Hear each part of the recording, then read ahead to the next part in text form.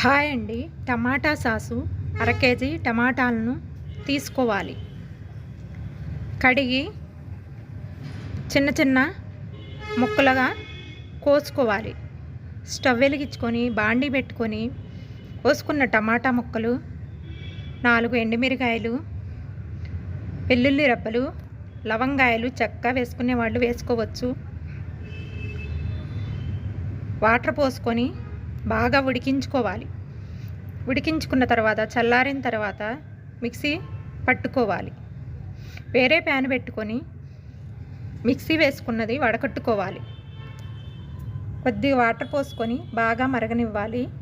1 spoon salt, 4 స్పూన్లు పంచదార వేసుకొని కలుపుకోవాలి. టమాటా సాస్ రెడీ అయిందండి.